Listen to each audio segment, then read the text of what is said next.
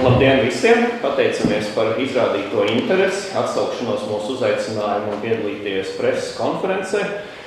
Kā jau mēs norādījām paziņojumā mēdījiem, šodien ir pieņemts Senāta lēmums tā dēvētajā otrajā digitālās televīzijas krimināllietā, un informēt par šo lēmumu preses konferenci ir ieradusies senatore Irīna Jansone, un pēc tam būs, protams, arī iespēja uzdot jautājumus.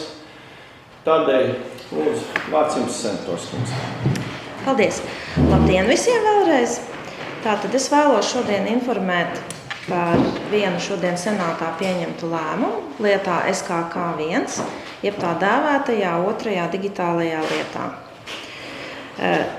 Šajā lietā tātad ir apsūdzētas 9 personas par krāpšanu, jeb svešas mantas iegūšanu ļaunprātīgi izmantojot uzticēšanos un ar viltu, kas ir notikusi lielā apmērā un organizētā grupā. Bet viena no šīm personām ir apsūdzēta arī par noziedzīgi iegūt līdzekļu legalizēšanu lielā apmērā.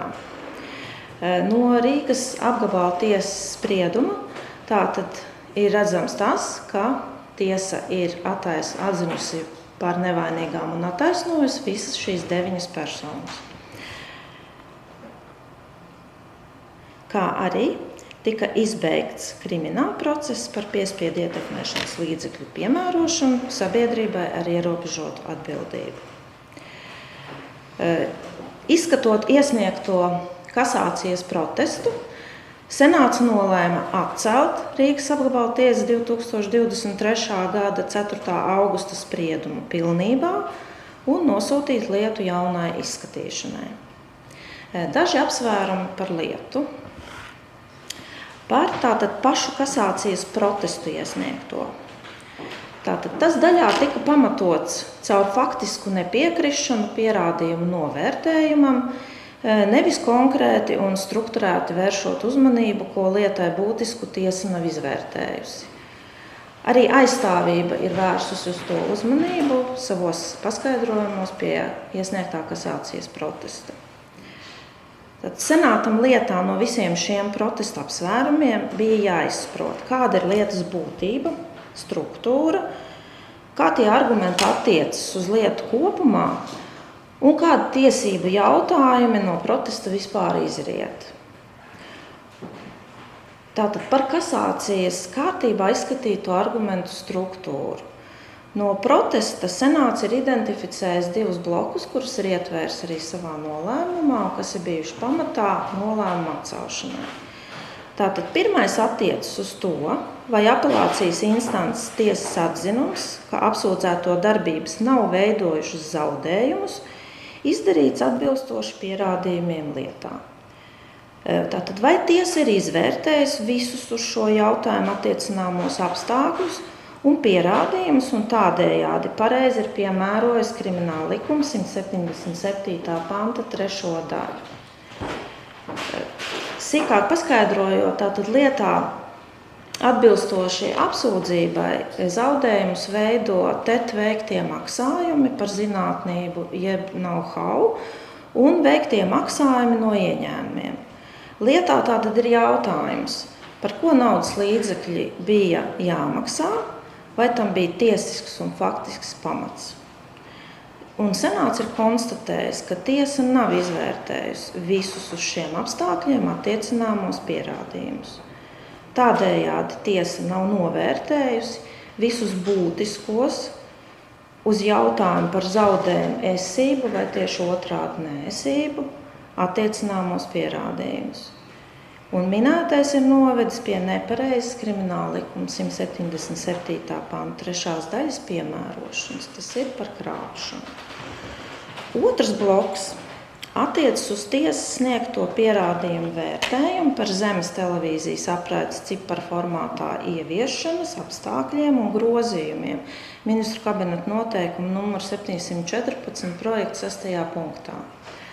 Atbilstoši apsūdzībai, šie grozījumi bija pamats konkursa rīkošanai un Sija Hannu digitāli iesaistīšanai ciparu televīzijas ieviešanā. Šeit svarīgi ir apstākļi, kā grozījumi tika ieviesti un kuru personu interesēs tas noticis, un kādēļ ir notikusi atkāpe no noteikuma projektā sākotnēji ieviestās koncepcijas pirmā varianta.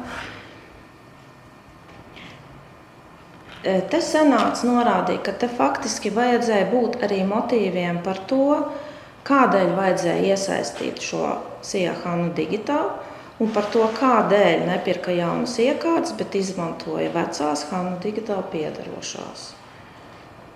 Apelācijas instances tiesa bez tam ir arī atzinusi, ka lēmumā par piespiedu ietekmēšanas līdzekļu piemērošanu juridiskajai personai SIA HANU digitāli tātad ir iekļauta atsauce uz šā noziedzīgā nodarījuma saistību ar vienu no apsūdzētajām personām, un ņemot vērā, ka tā ir attaisnojama, tāpēc arī pret šo juridisko personu process tika izbeigts.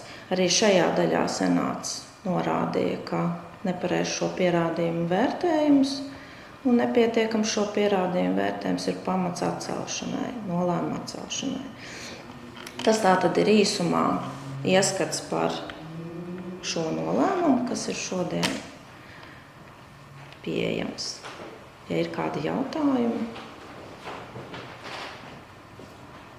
Līgas man Latvijas Televīzijā jūs minējāt, ka nebija izvērtēti visi pierādījumi, vai tie ir pierādījumi, kas jau bija iepriekš savākti, kas netika izvērtēti, vai arī lietas iztiesāšanas gaitā nāca klāt jauni pierādījumi, kur vienkārši nebija vērtēti? Ne, tie bija visi tie pierādījumi, kurus tiesa bija saņēmusi un kuri bija tiesas rīcībā, un kurus tiesai rakstot nolēmumu bija jāvērtē atbilstoši krimināla procesa likumā noteiktajiem noteikumiem.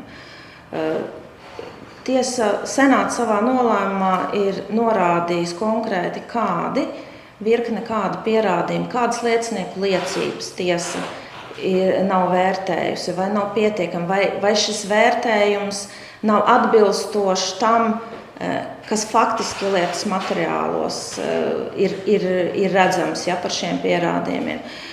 Es sīkāk to neminu, jo tā ir vesela virkne ar pierādījumiem, kas ir norādīti senāta nolēmumā. Ņemot vērā, ka iespējamie noziedzīgie nodarījumi ir veikti šķiet 2008. gadā, ir pagājis krietnes laiks, lietu atkal skatījis, kā jūs vērtējat tieši šo ilgumu, lietas iztiesāšanas ilgumu? Lietas iztiesāšanas ilgums pats par sevi nevar būt tāds, kas varētu ietekmēt nolēmumu rezultātu.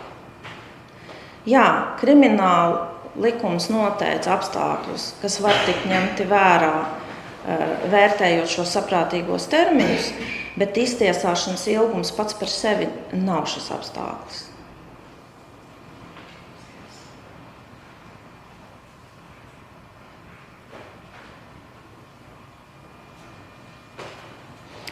Vai būs vēl kādi jautājumi?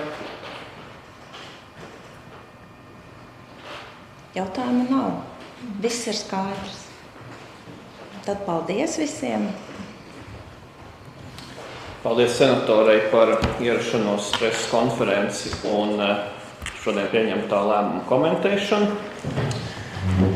Ir pieejama arī mūsu preses relīze, kas tiks izsūtīta par šo pieņemto lēmumu.